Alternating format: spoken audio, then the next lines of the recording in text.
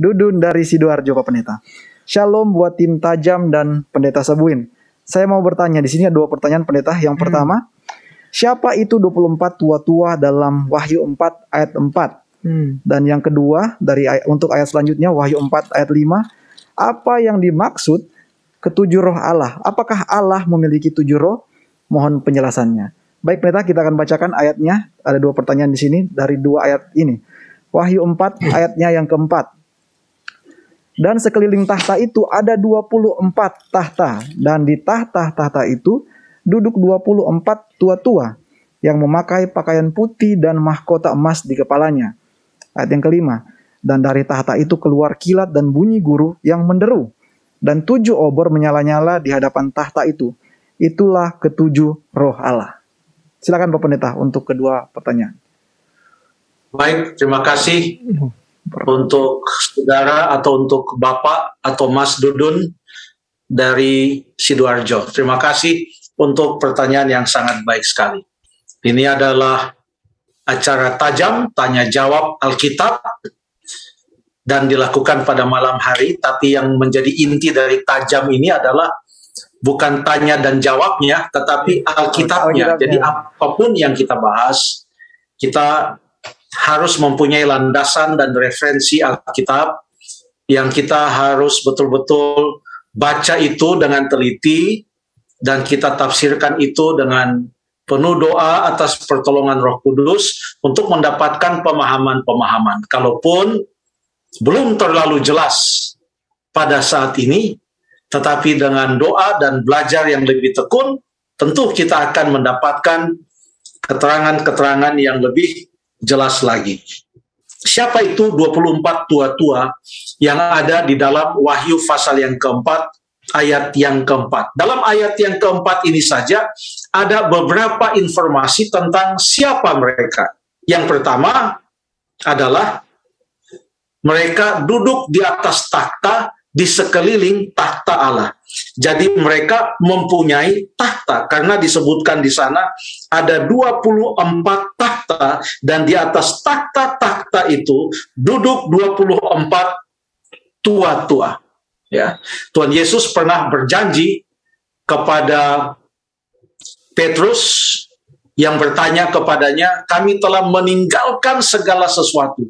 Apakah yang akan kami peroleh? Yesus mengatakan, engkau akan memerintah bersama-sama dengan aku. Engkau akan duduk di atas takhta untuk memerintah bersama-sama dengan aku. Jadi ada suatu petunjuk, ini adalah orang-orang yang bersama-sama memerintah dengan Allah. Duduk di atas takhta mereka. Lalu masih di dalam ayat yang keempat dikatakan mereka memakai pakaian putih. Jadi duduk di atas takhta mengenakan pakaian putih, lalu kemudian mengenakan mahkota emas di kepala mereka. Apalagi gambaran tentang 24 tua-tua ini. Kita baca dalam pasal yang keempat, ayat yang ke-10, Wahyu 4 ayat 10 mengatakan, maka tersungkurlah ke-24 tua-tua itu di hadapan dia, yang duduk di atas takhta itu, dan menyembah dia, yang hidup sampai selama-lamanya, dan mereka melemparkan mahkotanya di hadapan takhta itu, sambil berkata, dan selanjutnya, mereka sujud menyembah Allah. Mereka sujud menyembah Allah. Jadi mereka ini adalah ciptaan. Ya. Mereka sujud menyembah Allah, mereka melemparkan mahkota mereka di hadapan Allah dan memuji Allah bahwa dialah yang layak untuk disembah. Kemudian dalam pasal yang kelima, ayat yang ke-8 sampai ayat yang ke-10, dikatakan di sana, ketika ia mengambil gulungan kitab itu, tersungkurlah keempat makhluk dan 24 tua-tua itu di hadapan anak domba itu, masing-masing memegang satu kecapi dan satu cawan emas penuh dengan kemenyan. Itulah doa orang-orang kudus. Ya, itulah doa orang-orang kudus. Mereka memegang kecapi dan menyanyi memuji Allah. Ya. Mereka memuji Allah. Masih ada beberapa keterangan lagi dari pasal yang lain, tapi di dalam pasal yang keempat dan pasal yang kelima ini, kita melihat beberapa informasi tentang siapa itu ke-24 tua-tua itu. Ya, dikatakan mereka duduk di atas takhta. Apa artinya duduk di atas takhta? Ada janji yang Tuhan Yesus berikan kepada salah satu jemaat dalam Wahyu pasal 3 ayat 21. Barang siapa menang, ia akan kududukkan bersama-sama dengan aku di atas takhtaku, sebagaimana aku pun telah menang dan duduk bersama-sama dengan Bapakku di atas takhtanya. Jadi orang yang duduk di atas takhta menggambarkan orang-orang yang menang. Jadi ke-24 tua-tua ini menggambarkan mereka yang menang. Berarti pernah mempunyai perjuangan-perjuangan sehingga akhirnya mereka mendapatkan kemenangan. Bagaimana dengan pakaian putih? Sebab ke-24 tua-tua ini juga mengenakan pakaian putih. Mengenai pakaian putih, dalam Wahyu pasal yang ketiga ayat yang kelima mengatakan, barang siapa menang, ia akan dikenakan pakaian putih yang demikian. Jadi duduk di atas takhta itu menggambarkan kemenangan, mengenakan pakaian putih juga menggambarkan kemenangan. Nah, ke-24 tua-tua ini digambarkan juga mengenakan mahkota. Coba kita baca dalam Wahyu 2 ayat yang ke-10. Wahyu 2 ayat yang ke-10 mengatakan, bagian akhirnya mengatakan, hendaklah engkau setia sampai mati, dan aku akan mengaruniakan kepadamu mahkota kehidupan. Ini pun adalah, apalagi kalau kita baca ayat yang ke-11, barang siapa menang, ini pun janji mendapatkan mahkota kehidupan adalah janji bagi mereka yang menang. Nah, mereka juga digambarkan sebagai keempat, 24 tua-tua ini katanya memegang kecapi dan memainkan kecapi memuji Tuhan. Coba kita baca dalam Wahyu pasal yang ke-15. Wahyu pasal yang ke-15 ayat yang kedua, dan aku melihat sesuatu bagaikan lautan kaca bercampur api, dan di tepi lautan kaca itu berdiri orang-orang yang telah mengalahkan binatang itu dan patungnya, dan bilangan namanya pada mereka ada kecapi Allah. Menggambarkan orang-orang yang dalam Wahyu 15 ini memegang kecapi dan menyanyikan lagu kemenangan, karena mereka adalah orang-orang yang menang. Dan semua ini menunjukkan kepada kita bahwa ke-24 tua-tua ini adalah menggambarkan atau menggambarkan, mereka itu melambangkan dan menggambarkan, mewakili orang-orang yang menang. Ya, orang-orang yang menang. Mereka bukan malaikat, mereka adalah orang-orang yang menang, mempunyai perjuangan dalam kehidupan mereka, tetapi digambarkan mereka menang. Itulah 24 tua-tua itu secara sederhana. Sebenarnya masih banyak lagi pembahasan tentang ke-24 tua-tua ini, apalagi ada juga disebutkan di sana ada keempat makhluk juga yang disebutkan di situ. Oke, sekarang pertanyaan yang kedua, tolong diingatkan kembali Stephen atau Jeff. Pertanyaan yang kedua, Wahyu 4 ayat 5, Pendeta. Yang dimaksud ketujuh roh Allah. Apakah Allah memiliki 7 roh? Silakan, Pendeta. Silakan, Pendeta. Terima kasih. Wah, sampai Jeffrey dan Stephen sama-sama masing-masing mengatakan silahkan. Ya, Pendeta. Oke, terima kasih. 7 roh Allah ini pertama kali disebutkan bukan di pasal yang keempat ayat yang kelima dalam kitab Wahyu, tetapi pertama kali 7 roh Allah ini disebutkan adalah dalam Wahyu pasal 1 ayat yang keempat dan ayat yang kelima.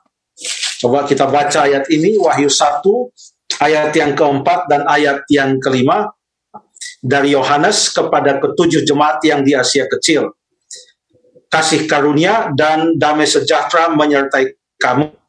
Lalu perhatikan ada kata dari siapa saja? Dari Dia yang ada dan yang sudah ada, dan yang akan datang. Lalu kemudian, dan dari ketujuh roh yang ada di hadapan taktanya. Lalu ayat yang kelima, dan dari Yesus Kristus, saksi yang setia, yang pertama bangkit dari antara orang mati dan yang berkuasa atas raja-raja bumi ini. Perhatikan di sini bahwa kepada ketujuh jemaat yang ada di Asia Kecil, dari siapa? Disebutkan di sini dari Dia yang sudah ada, yang ada dan yang akan datang. Artinya dari Allah. Ini menggambarkan dari Bapa, dari Allah Bapa.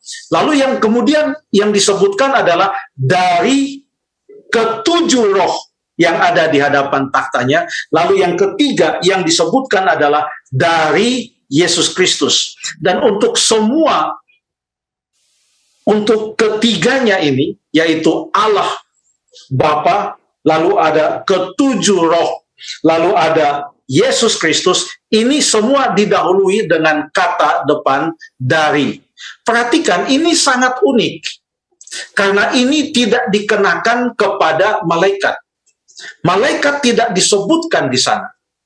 Yang disebutkan hanyalah Dia, atau Allah Bapa, ketujuh roh, dan kemudian Yesus Kristus. Artinya, Allah Bapa, lalu ketujuh roh yang akan kita bahas, apakah memang tujuh roh, lalu kemudian Yesus Kristus, ini adalah setara, karena ini adalah tiga yang adalah satu, ini adalah Allah yang Esa, yang kita sembah.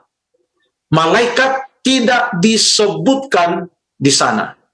Tidak disebutkan di sana. Nah, dengan disebutkannya ketujuh roh ini, sebenarnya bukan satu-satunya yang mempunyai kata sandang atau kata pelengkap tujuh. Jadi tadi kita sudah baca tujuh roh. Saya mau Jeffrey dan Stephen sambil berdoa juga supaya jangan sampai saya menerangkan jadi lebih sulit, dan umat-umat Tuhan kita membaca ini dengan penuh doa supaya kita boleh memahami dengan baik. Ya, selain disebutkan tujuh roh di dalam Wahyu 1 ayat yang keempat, ada juga hal lain yang juga disebutkan dengan angka 7, yaitu pasal 1 ayat yang ke-12, pasal 1 ayat yang ke-12. Lalu aku berpaling dan melihat suara yang berbicara kepadaku, dan setelah aku berpaling, tampaklah kepadaku 7 kaki dian dari emas. Jadi ada disebutkan 7 roh tadi, dan perhatikan, saya ulangi lagi, 7 roh, Yesus Kristus, dan Allah itu adalah unik. Ketiganya adalah satu, tidak bisa disetarakan dengan malaikat. Malaikat tidak bisa disetarakan dengan mereka.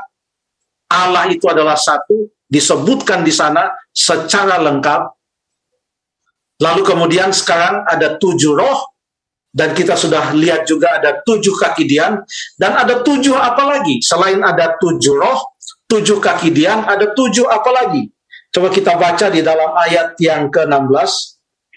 Dan di tangan kanannya ia memegang 7 bintang. Oke, jadi ada 7 roh.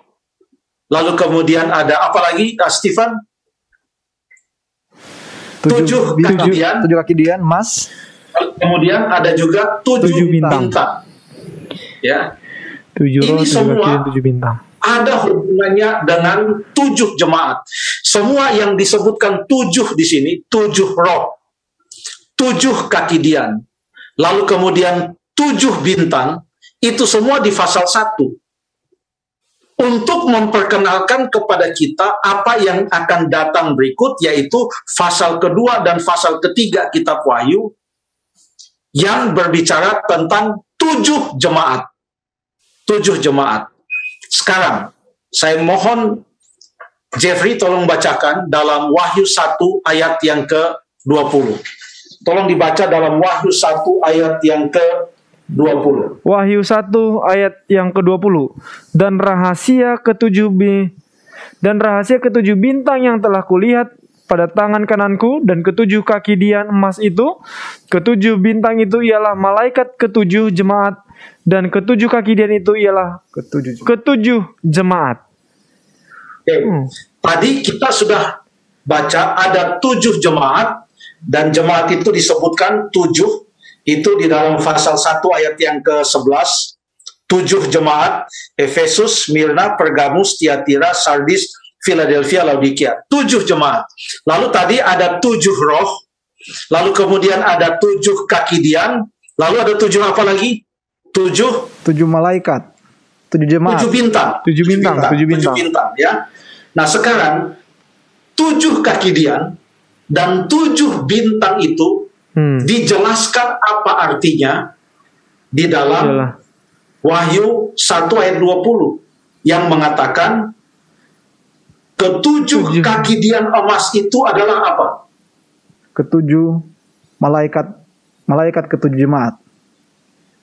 Ketujuh kaki dian. Ketujuh bintang, ya. Ketujuh kaki dian itu, ketujuh kaki dian itu bagian akhir adalah apa? Ketujuh jemaat. Iya. Ya, bagian terakhir ya. Bintang itu adalah ketujuh adalah malaikat ketujuh jemaat. Iya. Bukan hanya malaikat ketujuh, tapi malaikat dari 7 jemaat. Ya. Dengan kata lain, 1 kaki dian menggambarkan 1 jemaat. 2 kaki dian menggambarkan 2 jemaat. 7 kaki dian menggambarkan 7 jemaat. Artinya 1 kaki dian untuk 1 jemaat. Lalu kemudian tentang ketujuh bintang ialah malaikat 7 jemaat. Artinya apa? 1 bintang itu menggambarkan 1 malaikat, 2 bintang menggambarkan 2 malaikat. Jadi ada koresponden 1 untuk 1, 1 untuk 1. Yang uniknya adalah apa? Walaupun ketujuh roh itu sudah disebutkan dalam pasal 1 bersama-sama dengan 7 jemaat, 7 bintang, 7 kaki dian. Tapi yang dijelaskan di dalam Wahyu 1 ayat yang ke-20 hanyalah 7 jemaat, 7 kaki dian, dan 7 bintang. Dan masing-masing itu melambangkan satu. Di sini, ketujuh roh itu tidak dijelaskan. Tetapi kita sudah lihat, karena semuanya itu sudah diperkenalkan di pasal yang pertama, ada 7 roh, 7 bintang, 7 kaki dian, sudah diperkenalkan di pasal pertama, artinya semua mereka itu harus ada hubungannya dengan ketujuh jemaat di pasal 2 dan pasal yang ketiga. Sekarang, yang sudah jelas kepada kita adalah 7 kaki dian dan ketujuh bintang. Oke. Dengan kata lain, yang bisa kita katakan 1 untuk 1, 2 untuk 2, itu hanya berlaku bagi 7 bintang dan 7 kaki dian. Tidak untuk ketujuh roh. Jadi kalau 7 kaki dian artinya 7 jemaat, 7 bintang artinya 7 malaikat, dan sudah dijelaskan, maka 7 roh itu bukan artinya ada 1, 2, 3, 4, 5, 6, 7 roh dalam arti sebenarnya. Karena tidak dijelaskan. Sekarang penjelasannya di mana? Penjelasannya bisa kita lihat di dalam ketujuh atau pekabaran kepada ketujuh jemaat ini. Ya. 7 roh itu adalah suatu kesatuan, bukanlah suatu jumlah. Bagaimana kita tahu? Coba sekarang kita baca dalam Wahyu pasal yang kedua ayat 1 contohnya. Tuliskanlah kepada malaikat jemaat di Efesus. Jadi ada malaikat untuk Efesus. Pasal 1 ayat yang ke-8, tuliskanlah kepada malaikat jemaat di Smyrna. Jadi sudah berapa malaikat ini, Stephen? Sudah ada 2, Pak Pendeta, berdasarkan jemaatnya. Berdasarkan jemaat. Kalau kita baca terus pasal 1 ayat 12, tuliskanlah kepada malaikat jemaat Pergamus, sudah 3 Ayat 18, malaikat jemaat di Tiatira, Tiatira 4. dan selanjutnya satu jemaat, satu malaikat, dan ada 7 jemaat. Tapi sekarang, coba kita membaca ayat-ayat berikut ini yang menerangkan tentang roh itu, yang sudah diperkenalkan sebagai ketujuh roh. Apa yang disebutkan tentang roh itu? Kita baca dalam pasal yang kedua, ayat yang ke-7. Siapa bertelinga, hendaklah ia mendengarkan apa yang dikatakan roh kepada siapa? Kepada jemaat-jemaat. Kepada jemaat-jemaat. Dan ini diulangi 7 kali. Untuk setiap jemaat, perkataan yang sama diulangi 7 kali. Yang mengatakan, barang siapa bertelinga, hendaklah ia mendengarkan apa yang dikatakan roh kepada jemaat-jemaat. Ini sangat signifikan. Ya. Karena tidak ada yang disebut dengan roh jemaat Efesus, roh jemaat Smyrna, roh jemaat Pergamus, roh jemaat Tiatira, tidak ada. Untuk malaikat ada. Malaikat jemaat Efesus, malaikat jemaat Smyrna, malaikat jemaat Pergamus, ada untuk malaikat. Untuk roh tidak ada. Caranya roh itu digambarkan dan diperkenalkan dan dituliskan beda dengan malaikat-malaikat.